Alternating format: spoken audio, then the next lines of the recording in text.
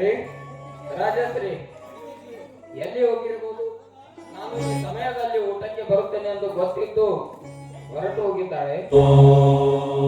ರಾಜಶ್ರೀ, ರಾಜಶ್ರೀ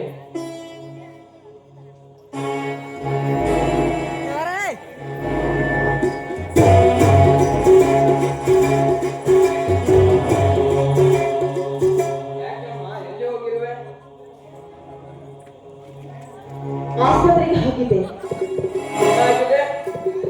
ಮೈಯಲ್ಲಿ ಹುಷಾರಿಲ್ಲ, ಅದಕ್ಕೆ ಹೋಗಿದ್ದೆ. ಸ್ವಲ್ಪ ಮೈ ಹುಷಾರಿಲ್ಲವೆಂದರೆ ಡಾಕ್ಟರ್ ಹತ್ತಿರ ಓಡಿ ಹೋಗುವುದೇ? ಎಲ್ಲಿಗೆ ತಾಳ್ಮೆ ಇರ್ಬೇಕಮ್ಮ. ನಾನೇನು ದುಡ್ಡು ಕೊಟ್ಟು ಟ್ರೀಟ್ಮೆಂಟ್ ತೆಗೆದುಕೊಂಡಿಲ್ಲ. ಮಿಸ್ಟರ್ ಉದ್ದೇಶ್ ನನಗೆ ಬಹುಶಃ ಗುಳಿಗೆ ಇಂಜೆಕ್ಷನ್ ಕೊಟ್ಟಿದ್ದಾರೆ. ನಾನು ತ್ರಿಪುಣತನದ ಬಗ್ಗೆ ಹೇಳಲು ಬಂದಿರುವಲ್ಲಮ್ಮ. ಹೀಗೆ ಸ್ವಲ್ಪ ನೋವು ಬಂದರೂ ಡಾಕ್ಟರ್ ಹತ್ತಿರ ಹೋದರೆ ಜನರು ಏನು ಆಡಿಕೊಳ್ಳುತ್ತಾರೆ? ಏನ್ ಅನ್ಕೋತಾರೆ? ಈ ಜನ ಅದಕ್ಕೋತಾರೆ ಅಂತ ಹೇಳಿ ಈ ರೋಗನ ನನ್ನ ಮೈಯಲ್ಲಿ ಇಟ್ಕೊಂಡು ಹಾಗೆ ಸಾಯಿ ಅಂತೀರೇನೋ?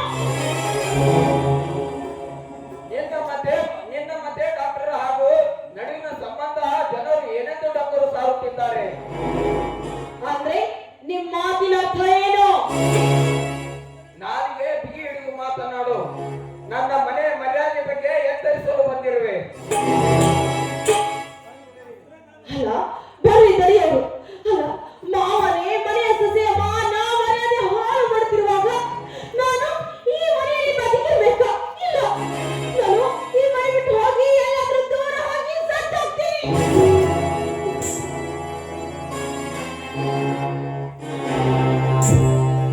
ಯಾಕೆ ರಾಜಶ್ರೀ, ಏನಾಯ್ತು? ಅಳುತ್ತಿರಬೇಕೆ? ಬನ್ರಿ ಬನ್ರಿ, ನೋಡಿ ನೀವು ಬನ್ರಿ ಅಂತ ನನ್ನ ಪ್ರಾಣ ಹೋಯ್ತು. ಇಲ್ಲಾಂದ್ರೆ ನನ್ನ ಪ್ರಾಣವನ್ನೇ ಹಿಡಿದಿದ್ದಾರೆ ನಿಮ್ಮ ತಂದೆ. ನಿನ್ನ ಮಡದಿ ಅಳುತ್ತಿಲ್ಲಪ್ಪ, ಅಳುವಾಗೆ ನಟನೆ ಮಾಡುತ್ತಿದ್ದಾಳೆ. ಅಪ್ಪ ಏನಾಯ್ತು? ಬಿಡಿಸಿ ಹೇಳಿ.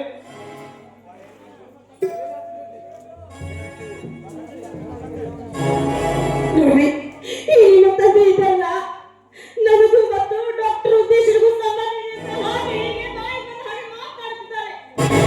ನಾನು ಈ ಮನೆಯಲ್ಲಿ ಇರ್ಬೇಕಾ? ಇಲ್ಲ ರೀ, ಒಂದು ಕ್ಷಣ ಕೂಡ ನಾನು ಈ ಮನೆಯಲ್ಲಿ ಇರಲ್ಲ. ಅಳಬೇಡ, ಏನಾಗಿದೆ ತಿಳಿಸ್ತೇವು. ಚಪ್ಪಲ್ ಕಾಣಬಿಡೋದು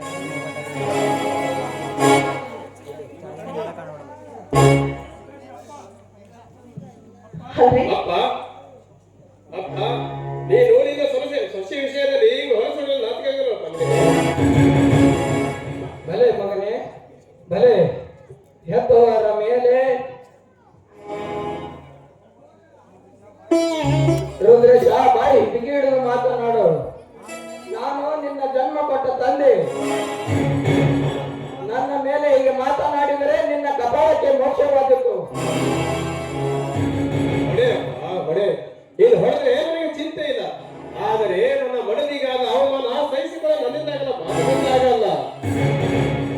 ನಾನು ನಿನಗೆ ಜನ್ಮ ಕೊಟ್ಟ ತಂದೆ, ಅವಳು ಮಧ್ಯದಲ್ಲಿ ಬಂದ ಮೋಹದ ಮಡದಿ. ಅವಳ ಮಾತು ಕೇಳಿ ಹೆತ್ತವರನ್ನೇ ಮಾತನಾಡುತ್ತಿದ್ದೆಯಲ್ಲ. ಬಾಯಿ ಹಿರಿಯರೆಂದು ಕಿರಿಯ ಮಾತು ಕೇಳಿದ್ರೆ ಹೆಚ್ಚಾಯ್ತು ನಿಮ್ಮ ಹಿರಿಕಲನ ಮಾತು. ಬಲೆ ಮಗನೇ ಬಲೆ, ಹೆತ್ತವರ ನಾಲಿಗೆ ಸೀಳುವಷ್ಟು ಹೊಲಸು ಬೆಳೆದೆಯಲ್ಲ.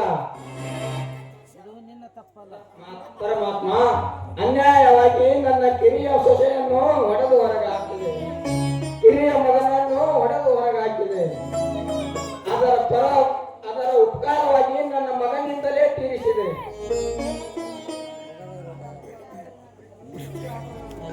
ಅಪ್ಪ, ವಿಷ ಹಾಕಲು ನಾವು ಮುಂದಾಗಿಲ್ಲ. ಗಂಡ ಹೆಂಡರ ಮಧ್ಯೆ ವಿಷ ಹಾಕಿ ಆಟ ಆಡುತ್ತಿರಬೇಕು. ನೀನು ಪುತ್ರದ್ರೋಹಿ.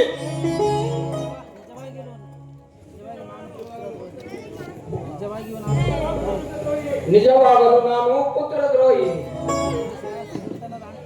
ಸ್ತ್ರೀತನದ ಆಟ ಆಟದಲ್ಲಿ ಬೆಳೆದವ, ತೋಟಿನ ಕಟ್ಟುಗಳಲ್ಲಿ ಬೆಳೆದವ. ಆದರೆ ಈ ನಿನ್ನ ಎರಡು ಮಕ್ಕಳನ್ನು ಹಡೆದು ನಿನ್ನ ತಾಯಿ ನನ್ನ ತೊಡೆ ಮೇಲೆ ಹಾಕಿಬಿಟ್ಟು ಹೋದಳಲ್ಲ.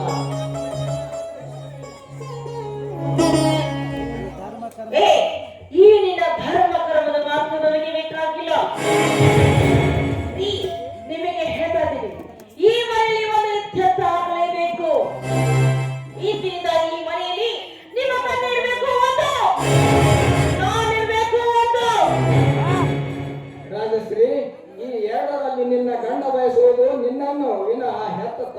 ಬೇಡಮ್ಮ, ನಾನೇ ಮನೆ ಬಿಟ್ಟು ಹೊರಟು ಹೋಗುತ್ತೇನೆ. ಏ ಹೋಗುವುದಾದ್ರೆ ಈ ನಿನ್ನ ಬಾಯಿ ಮುಚ್ಚಿಕೊಂಡು ಹೊರಟು ಹೋಗು. ಸ್ವಲ್ಪ ಇಲ್ಲ ಸ್ವಲ್ಪ ಮಾತನಾಡಿ ನಿನ್ನ ಬೆತ್ತಲೆ ನನ್ನ ನೆತ್ತಿಗೆ ಏರಿಸಬೇಡ. ಅಯ್ಯೋ ದೇವರೇ, ಸಮಾಧಾನವಾಯಿತೆ ಈಗ ನಿನಗೆ?